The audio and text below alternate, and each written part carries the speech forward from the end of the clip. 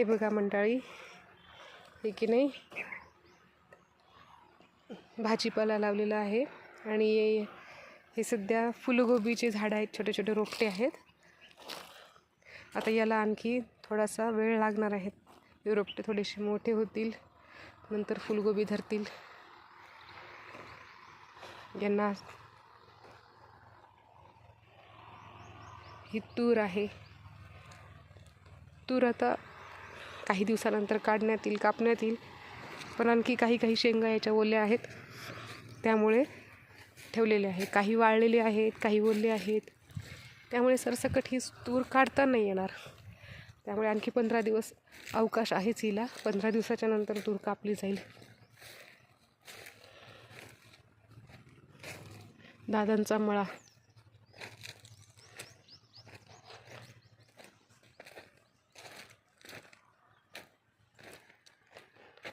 याच्यामध्ये आंतरपीक घेण्याचा प्रयत्न केला त्यांनी, परंतु पाण्याची कमतरता झाली. पाणी आहे भरपूर, परंतु लाईटच पुरेशी देत नाहीत. लाईट पुरत नाही पाणी देण्यासाठी.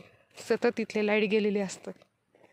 त्यामुळे पाण्याच्या अभावी हे जे जमीन आहे ती कोरडी पडली आणि हे जे आंतरपीक घेण्याचा प्रयत्न केला तो एवढा काही सक्सेस झाला नाही.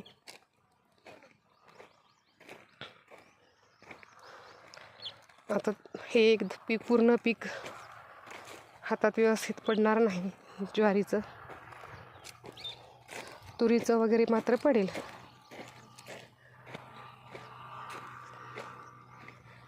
कालच वेळामावस्येचा सण झालेला आहे. वेळामावस्येच्या सणामध्ये शेतकरी लोक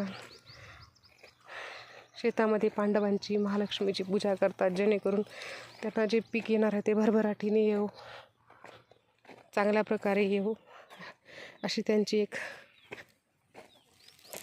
मान्यता असते. अशी तशी एक प्रथा पडलेली आहे या पूजेची.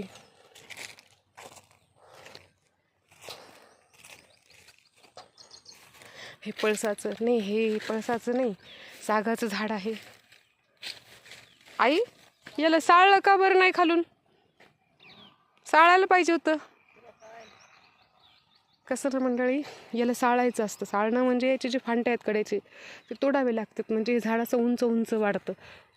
जसं की आता हे जे वाढलेलं आहे ना, तसं उंच उंच वाढतं हे. आणि जर साळलं नाही तर मग हे खालूनच जमिनीपासूनच वेडेवाकडे फांटे फुटायला सुरुवात होते याला. हे आहे हरभरा. हरभऱ्याचं पीक पण यावेळेस आहे, चांगलं आहे, पण थोडं गेल्या वर्षीपेक्षा थोडंसं आहे. कारण की याला ना खुडायला पाहिजे असतं वरचे. जेव्हा जेव्हा कोवळं असतं ना हे हरभऱ्याचं रोपटं, तेव्हा त्याचे वरचे जे असतात शेंटे ते खुडले पाहिजे असतात, म्हणजे हे झोपाळतं, म्हणजे खूप चांगल्या प्रकारे देतं मोठ्या प्रमाणात. पण यांना ते थोडंसं यावर्षी करण्यात नाही आलं. फक्त एकदाच खुडलेलं आहे. 2दा खुडायला पाहिजे, पण एकदा खुडण्यात आलेलं आहे. त्यामुळे थोडंसं गेल्या वर्षीपेक्षा यावर्षी जरा व्यवस्थित नाही आलेलं आहे. तरी बऱ्यापैकी आहे म्हणायचं.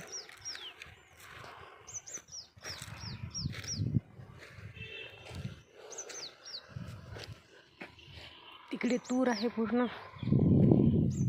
इकडे हा भुईमुग आहे. हे सागाचे झाड आहे. तिकडे ते मिलीडुबीचे झाड आहेत रांगेने लागलेले. हे पेरूचे नाही, हे आंब्याचं झाड आहे. आई, आवळीच्या झाडांचे तर पानं सगळे गळून गेले. पानझड झालेली असल्यामुळे आवळीचे सगळे झाड, हे आवळीचं झाड आहे, त्याचे सगळे पानं गळून पडलेले आहेत. कुठेतरी कोवळे यायला सुरुवात झालेली दिसते, परंतु सगळं त्याचं तर पूर्ण गेलेले आहेत पानं. हे बघा, हा एक वेल. हे की नाही, याची भाजी खूप छान लागते आणि पिकल्यानंतर पण हे खूप छान लागतात. आई, ह्याला काय म्हणतात ग? हे जे आहे ना, हे भाजी करतात बघ त्याची.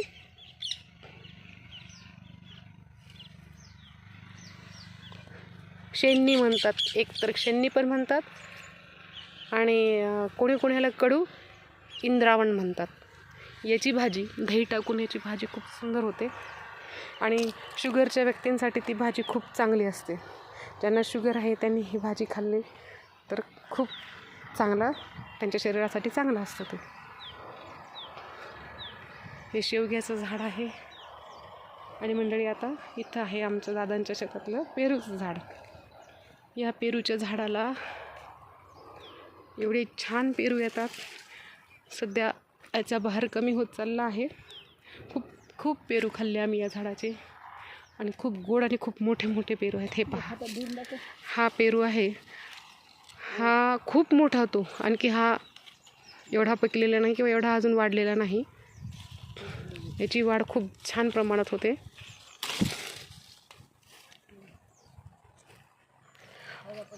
आणि खायला पण खूप चविष्ट आहे हा पेरू. याचीही थोडेसे पानगळ होत चाललेली आहे. आणि हे आंब्याचं झाड आहे. 2 आंबे एकत्र आलेले आहेत. हे बघा, याचे खोड. 2 आंबे एकत्र लावले गेलेले आहेत. त्यामुळे हे 2 आंब्याचे 2 प्रकारचे आंबे याला येतात. तसे खूप अति गोड पण नाही, खूप आंबट पण नाही. गावरान चव आहे, छान लागतात, आंबट गोड.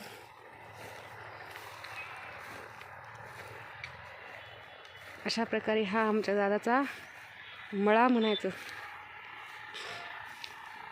हे बघा, हे बघा, इथं पण आलेले आहेत. इथं हे जास्त प्रमाणात आलेले आहेत.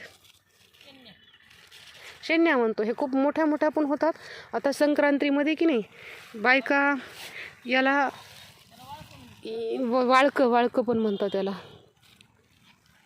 संक्रांतीमध्ये याचा वापर करतात बायका. संक्रांतीमध्ये ह्या दोन्ही वस्तू कामाला येतात. हरभराही येतं, वाण बनवण्यासाठी हरभऱ्याचाही उपयोग होतो आणि ह्या शेण्यांचा पण उपयोग केला जातो. चांगलेच येऊ लागलेत ग, मला वाटलं नाही जास्त.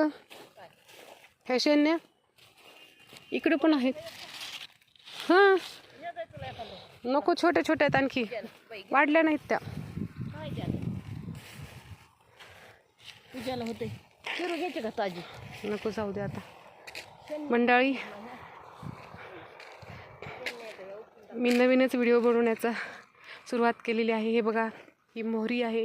मध्ये मध्ये मोहरीचे खूप खूप सारे आलेले आहेत रोपटे. आणि हीच मोहरी आई दरवर्षी काढते आणि वर्षभर आम्हाला पुरते ती मोहरी.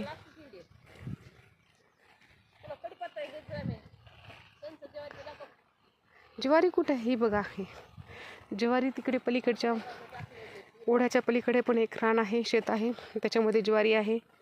आणि आता हे इथं मध्येच एक उगलेले आहेत. मध्ये मध्ये हे ज्वारीचे कणसं आहेत. किती छान दिसतात ना, हवा आल्यानंतर हे खूप सुंदर डोलतात.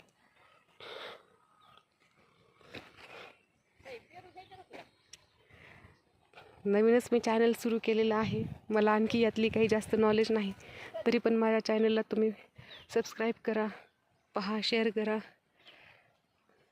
एवढीच विनंती. पुनश्च एकदा धन्यवाद माझं चॅनल पाहिल्यामुळे.